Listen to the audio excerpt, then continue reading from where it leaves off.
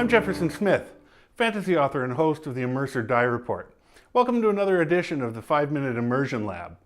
Today we're going to talk about something I call squeaky wheel syndrome.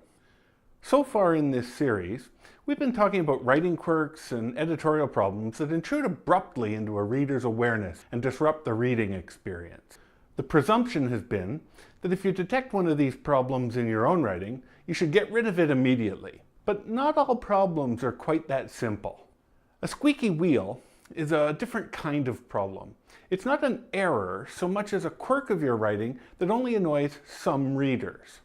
But since it's not technically wrong, it can be a lot harder to find. Maybe you have a tendency to use run-on sentences, or maybe there's a phrase you use way too often. Whatever it is, it's not a mistake that you can be sure your editor will flag, but it is an issue that stands out for some subset of your readers. For most, it'll be completely invisible, but for those few, it will be a highly distracting irritant, making your entire book unreadable for them. Most outright errors, like spelling mistakes, typos, etc., will usually be caught by your editor and your beta readers. But unless your support team has 100 people in it, squeaky wheel problems can often get through all that.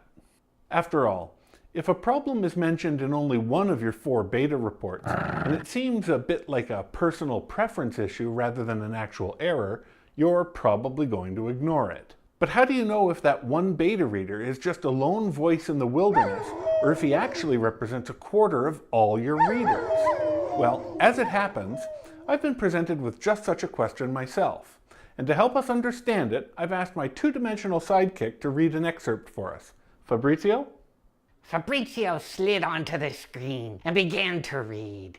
His head leapt up and down like an anti-gravity yo-yo, flapping lips that bore little apparent relation to his speech. Hey, wait a minute. Suddenly, everything stopped. The wind blew a lonely sigh through the recording studio. Excuse me, but has the script changed since rehearsal? The sidekick asked, now glancing around nervously. Who's there? Fabrizzio spun around, growing more and more panicky with every... Sorry about that, kid, but it's a sidekick-eat-sidekick world out there.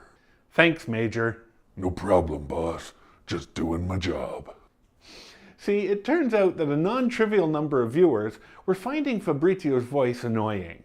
So, after taking some time to reflect on it, I decided that comments on these videos are no different than book reviews posted by readers. And in this case, the reviews were telling me that Fabrizzio was a perfect example of the squeaky wheel.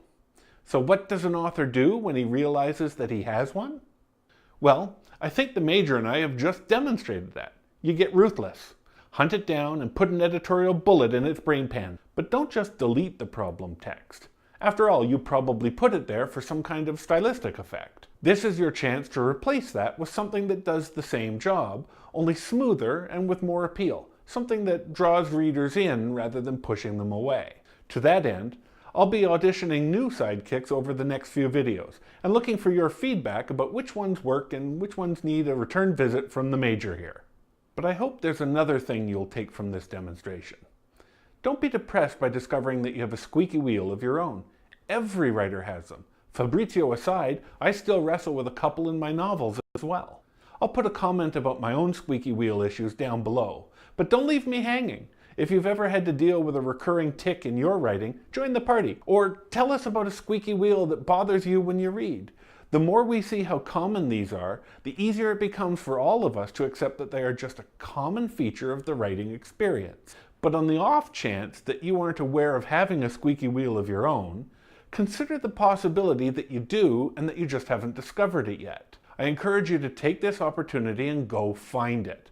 Look back at your old beta reports and online reviews. Are there any recurring themes that you've been avoiding? Well, now is the time to deal with it.